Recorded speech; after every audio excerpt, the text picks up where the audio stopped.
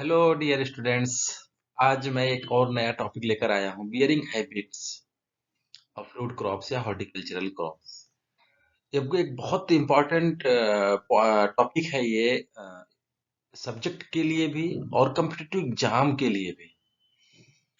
क्योंकि आप जब भी फ्लावर बड डिफरेंशिएशन, पॉलिनेशन या और भी चीजें पढ़ते हैं तो वहां पर भी ये बियरिंग हैबिट आता ही आता है। और कॉम्पिटिटिव एग्जाम में तो जरूर से जरूर इससे क्वेश्चन पूछा ही जाता है कि आम में किस प्रकार की बियरिंग हैबिट होती है, अमरूद में किस प्रकार की बियरिंग हैबिट होती है, इत्यादि इत्यादि। तो आज हम शुरू करते हैं। पहले तो बियरिंग हैबिट या इससे पहले भी देखो, प्रकृति में ऐसा एक नियम बनाया है कि वो चाहे पौधे हो या जीव, वो अपने आप को प्रोपेगेट कर ही सकते हैं किसी न किसी माध्यम से, चाहे वो एसेक्सुअल हो, चाहे वो सेक्सुअल प्रोपेगेशन।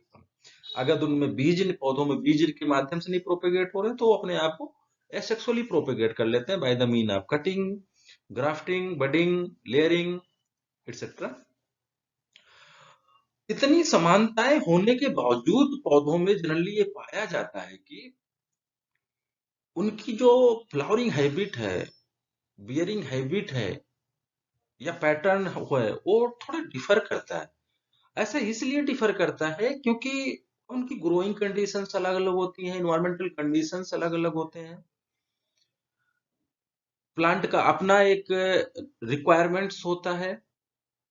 उसके बाद हम बात करेंगे कि देखो, ग्रोथ की बात आती है, जो ग्रोथ हैबिट, बियरिंग हैबिट जाने के पहले एक ग्रोथ हैबिट, एक पैटर्न पे हम बात करेंगे।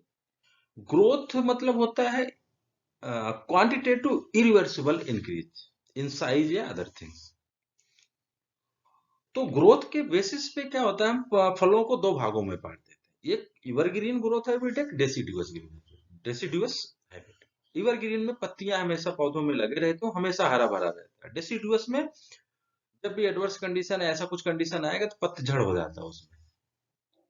अब वो हम इवरग्रीन और डेसिडुअस की बात इसलिए कर रहे हैं क्योंकि जो आपका लीफ है, लीफ बहुत बड़ा फैक्टर होता है फ्लावरिंग होने या ना होने में। मतलब बियरिंग हैबिट का जो सबसे इंपॉर्टेंट फैक्टर हो सकता है वो क्या है, आपका लीफ प्रेजेंट होना है या ना होना। तो फिर हम शुरू करते हैं कि what is the bearing habit. पहले तो हम बियरिंग बियरिंग एक अदर मीनिंग इसका हो सकता है कि फ्लावरिंग या फ्रूटिंग, सामान्यतः हम इसको बोल सकते हैं फ्लावरिंग या फ्रूटिंग।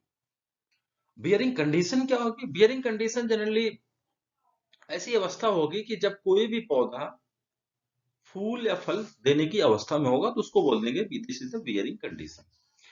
अब जो मोस्ट इंपॉर्टेंट है, what is the bearing habit. Bearing habit of a species can be described as location and type of buds which develop into flower and fruits। या हम इसको एकदम सरल शब्दों में बोल सकते हैं कि position of flower with respect to vegetative growth. कहने का मतलब है कि पत्ती और स्टेम के किस जगह और किस साइड में पाया जा रहा है। अगर एकदम टॉप पोर्शन पे पाया जाएगा तो कहलाएगा टर्मिनल बड। अगर वो साइड में पाया जाएगा, जहां लीफ या इसके स्टेम के पास में साइड में पाया जाएगा, तो उसको बोल देंगे लेटरल एक्सिलरी बड। अब ये क्रॉप क्रॉप वाइज डिफर करता रहता है, क्योंकि मैं आपको पहले ही बता चुका कि हर क्रॉप का अपना अपना एक कंडीशन होता है, इन्वायरमेंटल कंडीशन, ग्रोइंग कंडीशन, उसका न्यूट्रिशनल स्टेटस कैसा है, ये सारी चीजें डिफर करती हैं। अब जो कि एक और जैसे बहुत बेसिक सा है कि किसी भी फल में टॉप पोर्शन पे ही फ्लावर क्यों आता है, गैलरी पे क्यों नहीं आता।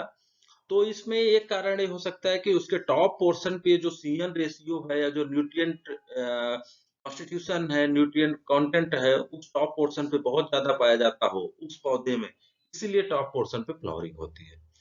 एक्सिलरी वालों में, लेटरल वाले में हो सकता है कि उसके लेटरल पोर्शन पे बहुत ज्यादा और सीएन रेशियो जो अपना एडिक्वेट सीएन रेशियो, इस वजह से वहां पे फ्लावरिंग हो रही है।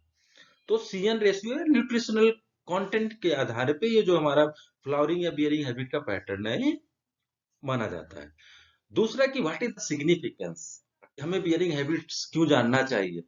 बियरिंग हैबिट्स इसलिए जानना चाहिए क्योंकि अगर हमें पता है कि किस सीजन में मार्केट डिमांड बहुत ज्यादा होगी, कब हमें बहुत अच्छी उपज मिलेगी और उस उपज का मूल्य कब बहुत ज्यादा मिलेगा, तो उसके अनुसार हम बियरिंग हैबिट्स को इधर उधर कर सकते हैं, जिसको बोलते हैं अनियमितीकरण। या जिसको बोलते हैं क्रॉप रेगुलेशन, जैसा कि गुआवा में किया जाता है, सिट्रस में किया जाता है, पोमग्रेनेट में किया जाता है। और हमें बियरिंग हमें पता होगा कि कब फ्लावर बड फॉर्मेशन होगा, कहाँ पर फॉर्मेशन होगा, नई लीफ पे होगा, पुरानी लीफ पे होगा या पुराने स्टेम पे होगा, तो हम उसके भी माध्यम से हम क्या करते हैं, प्रूनिंग और ट्रेनिंग को करते हैं। इसलिए हमें बियरिंग हैबिट का आइडिया होना बहुत जरूरी है। फिर हम आते हैं बहुत important topic, classification of bearing habit. तो जो पहला क्लासिफिकेशन है वो depending upon the position of the fruit flower but on it's plant, किस जगह पे। पहला सूट बियरिंग, अगर सूट पोर्शन पे है तो सूट पोर्शन पे भी दो प्रकार का, terminal and lateral. Terminal portion होता है आपके बॉडी में जो हेड पोर्शन है ये क्या है, टर्मिनल पोर्शन है। और दो साइड में हाथ निकले हुए हैं, क्या है, लेटरल या एक्सिलरी पोर्शन। बहुत सिंपल। तो पौधे के केस में भी या किसी पौधे के किसी एक शाखा के केस में भी, अगर पौधे के एकदम ऊपर अपर पोर्शन या टिप पोर्शन या किसी शाखा के अपर पोर्शन या टिप पोर्शन पे बड पाया जा रहा तो उसको टर्मिनल बड बोल देते हैं। जबकि अगर उसके साइड में पाया जा रहा हो या लीफ के आसपास पाया जा रहा हो तो उसको लेटरली या एक्सिलरी बोल देते हैं। ठीक। तो टर्मिनल फ्लावर बनाना पाइनएप्पल, मैंगो, लीची में होता है, जबकि lateral flowering coconut, papaya, guava, citrus and बेर में होता है। स्टेम और ब्रांच बियरिंग, इसको इसको एक नाम और देते हैं कॉलीफ्लोरस बियरिंग। इसमें क्या होता है कि आप पौधे के ट्रंक या मेन ट्रंक पे ही इस पे क्या वो आपकी फ्लावरिंग फ्रूटिंग हो जाती है, इसीलिए इसको कॉलीफ्लोरस भी बोलते हैं। जनरली जैक फ्रूट और फिग में पाया जाता है। तीसरा है स्पर बियरिंग। स्पर एक प्रकार का शूट होता है कि जो 1 ईयर ओल्ड हो चुका होता है, 1 ईयर ओल्ड शूट होता है, उसको हम प्रून्ड कर देते हैं, वो बेचारा छोटा सा पड़ा रहता है और अब किसी तरह से अपने आप को डेवलप करते हैं, फिर उसमें फ्रूटिंग होती है, उस वही जो बड होता है वो डेवलप हो जाता है किसमें, फ्रूटिंग बड में या फ्लावरिंग बड में, उसको बोल देते हैं स्पर बियरिंग। ये सामान्यतः कुछ वैरायटियों, कैसे ग्रेप की वैरायटियों में पाया जाता है, एप्पल में पाया जाता है, एप्पल फैमिली के और सदस्यों में भी पाया जाता है। ये आप देख सकते हैं कॉलीफ्लावर फ्लोरस बियरिंग हैबिट। देखिए ब्रांचों पे ही इसमें बियरिंग हो गई है, किसी स्टेम या पत्तियों के आसपास नहीं है। और ये देखो टर्मिनल बड आपका एकदम अपर पोर्शन पे, और जो कि एक्सिलरी बड जो है साइड में निकल रहे होंगे वो एक्सिलरी बड कहलाएंगे। डिपेंडिंग अपॉन अपीयरेंस, अभी तक क्या था, पोजीशन पे था कि पौधे के किस पार्ट पे पाया जा रहा है, एपेक्स पार्ट, ट्रंक पे या कहीं और पाया जा रहा है, तो उसके अनुसार उसको हम 3 भागों में बांट दिए थे। अब है कि अपीयरेंस कैसा है, करंट सीजन पे हो रहा है या ओल्ड सीजन पे हो रहा है। तो करंट सीजन में जो इंपॉर्टेंट होते हैं कि जो नए कल्लों पे जिसमें फ्रूटिंग होती है, उनमें अमरूद, बेर, नींबू, पपाया, आंवला, ग्रेप, बेल, ये बहुत इंपॉर्टेंट है, क्वेश्चन पूछे जाते हैं जिसमें आपको गुआवा और बेल तो इंपॉर्टेंट है, आपको याद रखना ही है क्योंकि एग्जाम में ये पूछा जाता है। ओल्ड ग्रोथ मैंगो, लीची एंड एप्पल फैमिली, इसमें ओल्ड ग्रोथ पे होता है। समराइज, अब हम इसको क्या कर रहे हैं कि हम सबको मिला दिए, जो कि आपके क्वेश्चन में पूछा जाता है, आपके एग्जाम कॉम्पिटिटिव एग्जाम में पूछा जाता है। फिर टर्मिनल बियरिंग, अब उसके बाद हमने क्या कर दिया है कि अपीयरेंस किस पे हो रहा है, ओल्ड सूट पे हो रहा है कि न्यू सूट पे हो रहा है।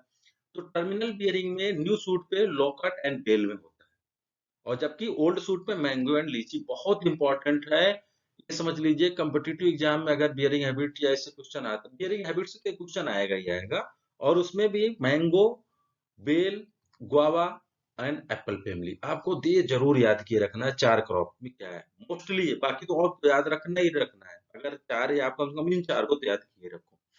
उसी तरह से लेटरल या साइड बियरिंग किसमें होती है, नेक्स्ट कल्लो पे गुआवा बहुत इंपॉर्टेंट, बेर, आंवला, ग्रेप, करौंदा, सपोटा, मलबेरी, फालसा। ओल्ड सूट में एप्पल, पीच, पियर, प्लम, वॉलनट। इसीलिए जो जितने भी नए सूट्स वाले हैं, इनमें जनरली बहुत ज्यादा प्रूनिंग किया जाता है, क्योंकि नए कल्ले बनेंगे तो फ्रूटिंग भी उसी हिसाब से की जाएगी। तो मेरे ख्याल से आपको समझ में आया होगा, और जो चीज नहीं समझ में आया होगा कमेंट बॉक्स में कमेंट कर सकते हैं, मैं वहां पर आपको रिप्लाई कर दूंगा, या व्हाट्सएप के माध्यम से आप मुझसे कांटेक्ट